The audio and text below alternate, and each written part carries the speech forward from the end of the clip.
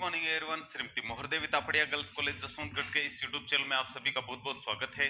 आज का हमारा जो डिस्कस का टॉपिक है वो है कृषि क्षेत्र में जो जोखिमें हैं उनको हम किस तरीके से कम कर सकते हैं। तो हम जानते हैं कि भारत एक कृषि प्रधान देश है और इसकी जो पॉपुलेशन है उसका 70% जो पॉपुलेशन है वो कृषि कार्यों को ही अपना जीविकोपार्जन का माध्यम मानती है। यानी 70% जो आबादी है वो कृषि कार्यों के द्वारा ही अपना है जो जीवन यापन करती है। तो इसलिए कृषि क्षेत्र में जो जोखिमें है, जो परेशानियां आती है, उसको किसी न किसी तरीके से यदि कम नहीं किया गया तो एक बड़ी आबादी है जो इस क्षेत्र से जुड़ी हुई है वो परेशानियों में निश्चित रूप से आएगी। तो इसलिए आज हम उन टॉपिक पे डिस्कस करेंगे, चर्चा करेंगे, जिससे कि कृषि क्षेत्र में कुछ जोखिमें हैं जो कम हो और इनके कम होने से जो कृषि क्षेत्र से जुड़े हुए जो लोग हैं, यानी 70% के आसपास जो आबादी जो कृषि कार्य कर रही है वो कहीं न कहीं ये जो समस्याएँ झेल रही है, उन समस्याओं से निजात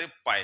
तो इसके लिए हमने कुछ बिंदु लिए हैं, उन बिंदुओं के आधार पर हम आज बात करेंगे कि ये कुछ-कुछ इस प्रकार के जो जोखिम है, जो यदि सरकार के माध्यम से दूर किए जा सकते हो, तो उनको बिल्कुल किया जाना चाहिए। तो सबसे पहला हमारा जो इसमें पॉइंट है, वो है सिंचाई सुविधाओं का विस्तार। तो हम बात करते हैं भारत में कुछ एक जो राज्य है वहीं केवल नहरों का, नदियों का जो क्षेत्र है, यानी विकास हुआ इनका। तो नदी वाले क्षेत्र तो वहां तो कोई दिक्कत नहीं है पानी की, क्योंकि ज्यादातर लोग हैं वहां सिंचाई पानी नदी के पानी से जो कर लेते हैं। इसके अलावा कुछ क्षेत्र है जहां नहरों को विकसित किया गया है, नहरों को बड़ी मात्रा में विकसित किया गया है। जैसा कि आप जानते हैं हरियाणा, पंजाब में बड़ी मात्रा में नहरें हैं, उत्तर प्रदेश में, मध्य प्रदेश में आदि में नहरों से सिंचाई होती है, हम जानते हैं। तो ये क्षेत्र काफी इन जो कृषि के मामले में यहाँ ठीक कंडीशन है। लेकिन यदि बात करें राजस्थान की, तो राजस्थान में बहुत कम नहरों का विकास हुआ है। केवल पंजाब साइड से होते हुए यहाँ हमारे जो जिले हैं गंगानगर, हनुमानगढ़ है, तो उनमें ही नहरों का विकास हुआ है, नहरों से पानी की सिंचाई हो रही है। इसके अलावा बीकानेर में एक नहर का एक नाला आगे भेजा गया है, वो बीकानेर से होते हुए आगे बाड़मेर तक। क्यों? क्योंकि वहां पे उस एरिया में पीने का पानी तक की जो किल्लत हो जाती है, इसलिए केवल वो पानी ज्यादातर पीने के पानी में यूज, पीने के रूप में उस पानी को यूज लिया जाता है। सिंचाई के काम में अभी तक उसको अच्छे से नहीं लिया गया है।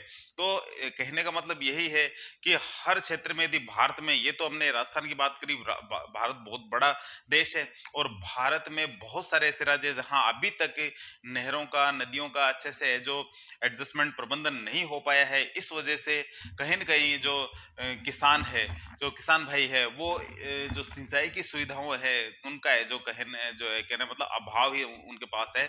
और उस अभाव को दूर करना, विशेष रूप से पानी की व्यवस्था है वो करना एक सरकार की जिम्मेदारी बनती है। यदि इस समस्या को दूर किया जाएगा तो देश को ही कहीं न कहीं इसका बेनिफिट मिलेगा। तो इसलिए पानी की जो ये किल्लत है, जो जिन क्षेत्रों में बड़ी मात्रा में पानी आता है, हम जानते हैं कि बिहार में, उत्तर प्रदेश में हर साल है जो बाढ़ आती रहती है। इधर हमारे जो उत्तर पूर्व के जो क्षेत्र के जो राज्य है उस साइड में बाढ़ से आदि से, लेकिन वो पानी यदि कहीं न कहीं आगे यूज हो जाए अन्य क्षेत्रों में हमारे, तो वो एक काम वाली चीज हो जाएगी बहुत अच्छे से। तो इस तरीके से उसका प्रबंधन की आवश्यकता है। तो सबसे पहले सिंचाई की जो सुविधा है उनका विस्तार जरूर किया जाना चाहिए, नहरों का विकास किया जाना चाहिए, नहरों से जुड़ी जो छोटे छोटे नाले होते हैं उनका भी विकास किया जाना चाहिए। इसके अलावा जमीन से जो नलकूप है अ, उनके लिए आसान परमिशन होनी चाहिए, जिससे कि लोग जमीन के पानी से भी सिंचाई कर सके। तो कहने का मतलब है ये सारी सुविधाएं जो बिल्कुल देनी चाहिए सरकार को, इनमें कुछ ना कुछ छूट करनी चाहिए। इसके अलावा जो जिन चीजों से सिंचाई होती है, जैसे कि फव्वारा सिस्टम होता है, पाइप सिस्टम होता है, और उनकी जो लागतें हैं कहीं न कहीं कम करना चाहिए, उनमें सब्सिडी देनी चाहिए गवर्नमेंट को। इस हेतु लोगों को ऋण उपलब्ध करवाए जाने चाहिए, जिससे कि ये सिंचाई की सुविधा है जो आसानी से ले पाए। तो पहली चीज इसकी ये है। कीमत में कहीं न कहीं स्थिरता लाने का प्रयास करना चाहिए। इसके लिए कृषि कीमत नीति है जो लागू की जानी चाहिए, जिससे कि कृषि में आने वाली जो कीमतों से संबंधित विभिन्न प्रकार की जो समस्या है उनका है जो निपटारा किया जा सके। और न्यूनतम समर्थन मूल्य व वसूली कीमतें, तो ये नहीं, सामान्य सी बात इसमें ये बात करते हैं, न्यूनतम जो समर्थन मूल्य है वो बिल्कुल तय होना चाहिए हर एक वस्तु का, क्योंकि न्यूनतम मूल्य ही नहीं मिलेगा तो लागत से नीचे यदि कोई किसान बेचेगा तो इसके बजाय वो अपने जीव जंतुओं को वो चीज खिलाएगा जो कृषि फसलें है, वो ज्यादा सुटेबल होगी। हमने भी देखा कुछ समय पूर्व, करीब साल भर पूर्व, किसानों ने अपने जो टमाटर की जो फसलें हैं वो अपने जीव जंतुओं को खिलाना स्टार्ट कर दिया। क्यों?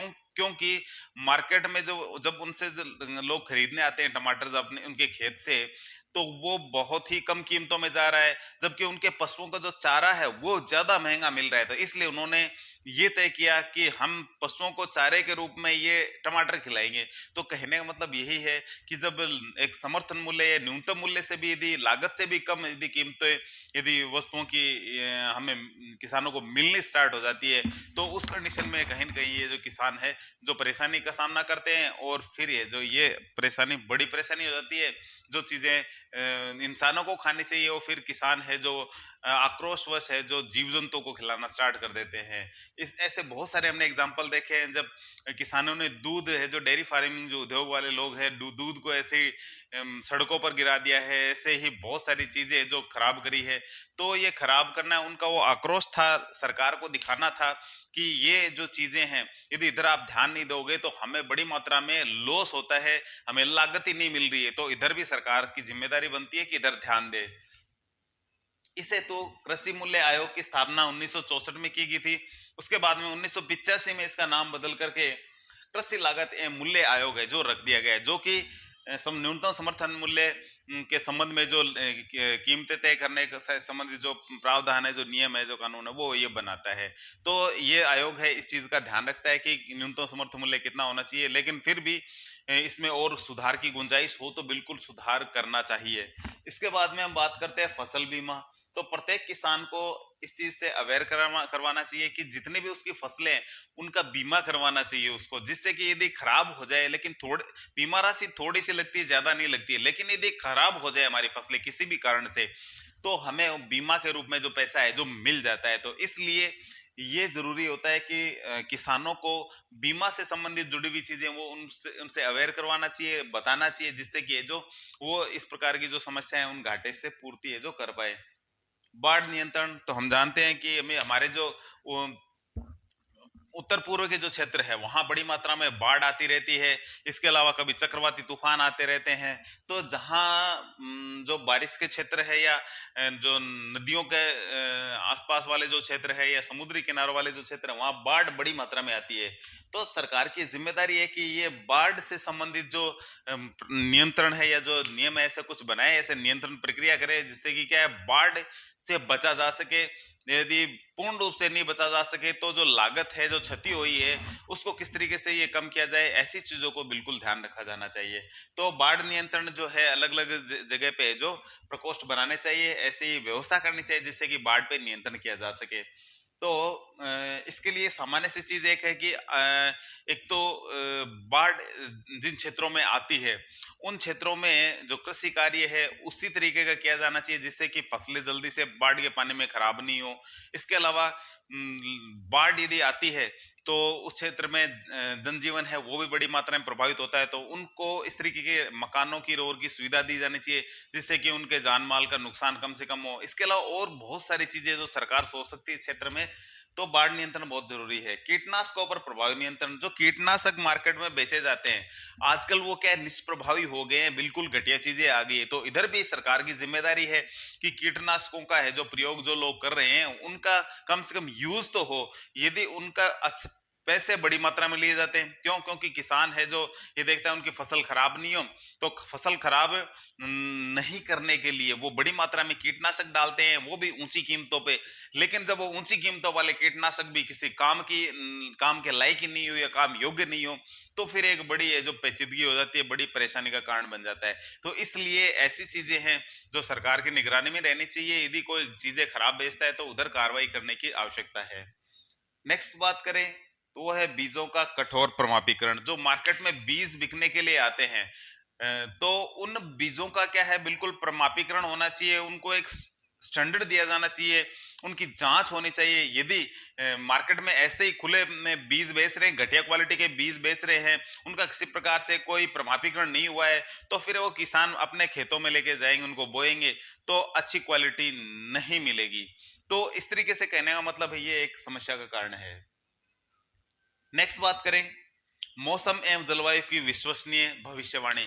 तो समय समय पे है जो मौसम एवं जो भविष्य संबंधित जो पूर्वानुमान हम लगाते हैं, बरसात से संबंधित पूर्वानुमान है, तो इनका जो भविष्यवाणियां जो भी की जाती है वो बिल्कुल सटीक होनी चाहिए, जिससे कि किसान है जो समय पर रह करके सभी अपनी प्रबंध व्यवस्था है जो भी कृषि क्षेत्र में वो आसानी से कर सके। तो इसके लिए जरूरी है कि ये जो विश्वसनीय भविष्यवाणियां की जाए उनके द्वारा। नेक्स्ट है कृषि आदानों की व्यवस्थित आपूर्ति, यानी कृषि में जो इनपुट्स काम में लेते हैं कृषि कार्यों के लिए, तो उनकी है जो व्यवस्थित आपूर्ति होनी चाहिए। यानी कृषि जब काम करते हैं, कृषि काम में लिए जाने वाले जो चीजें हैं, जो यूज लिए जाने वाली चीजें भी, औजार है, खाद बीज वगैरह, इनकी जो पूर्ति है आसानी से हो, सरलता से हो और बढ़िया क्वालिटी में हो। तो ये एक जरूरी है। नेक्स्ट बात करें सरकारी सहायता, तो सरकार समय समय पे है जो किसानों को सहायता के रूप में कुछ हेल्प करनी चाहिए उनको, जिससे कि यदि कोई किसान की हालत यदि खराब है, क्यों हम जानते हैं कि हमारी 70% जो कृषि है वो मानसून पे डिपेंड करती है। तो 70% जब कृषि मानसून पे डिपेंड करेगी तो फिर किस तरीके से बात बनेगी। तो क्योंकि हम जानते हैं मानसून कई बार अच्छा आता है, कई बार अच्छा नहीं आता है, समय पे बारिश नहीं हो तो किसी क्षेत्र में बिल्कुल ही सूखा ही पड़ जाता है। ऐसी स्थिति में किसानों को हेल्प की आवश्यकता होती है, जो सरकार के द्वारा की जानी चाहिए। कृषि रोगों पर नियंत्रण, तो ये भी एक बड़ी समस्या है कि एक खेत में यदि कृषि रोग किसी प्रकार का हो गया है तो वो केवल वहां तक ही सीमित नहीं है, वो दूसरे क्षेत्रों तक भी ये है जो प्रभावित होगा। तो इसलिए किसी भी जगह यदि किसी प्रकार का यदि रोग आ गया है कृषि फसलों में, तो उसका इलाज वहीं किया जाना चाहिए, न कि वो आगे बढ़े। जैसे कि हम देखते हैं कि एक टिड्डी दल, अभी पीछे लास्ट ईयर हमने देखा कि टिड्डी दल है जो अटैक करता है फसलों पे।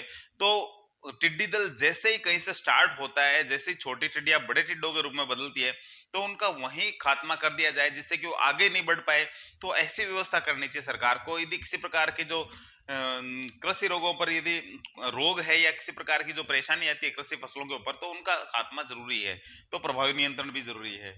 शुष्क खेती यानी शुष्क कृषि, यानी ऐसी फसलों का उत्पादन किया जाना चाहिए जो कि मानसून पे और कम बारिश में होने वाली हो।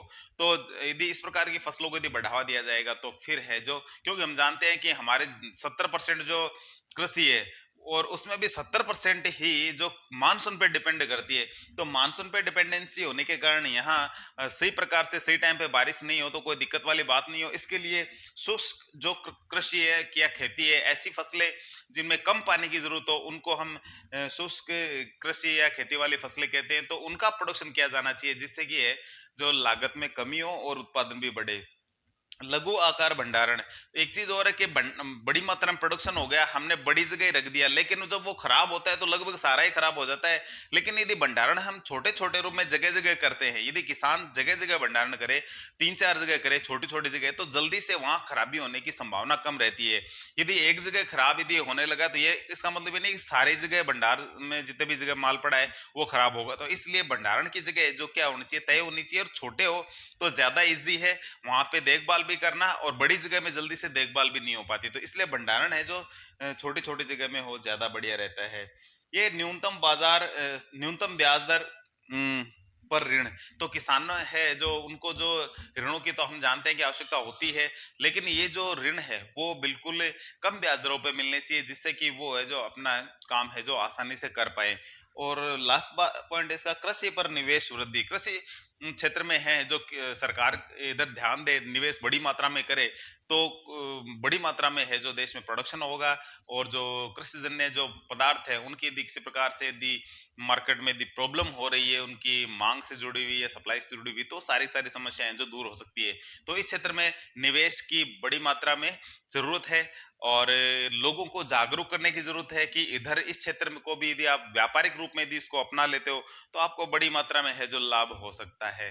तो आज के वीडियो में इतना ही, मिलते हैं नेक्स्ट वीडियो में। तब तक के लिए धन्यवाद। अपने वीडियो को लाइक कीजिए, शेयर कीजिए, यदि चैनल को सब्सक्राइब नहीं किया है तो वो भी जरूर करें।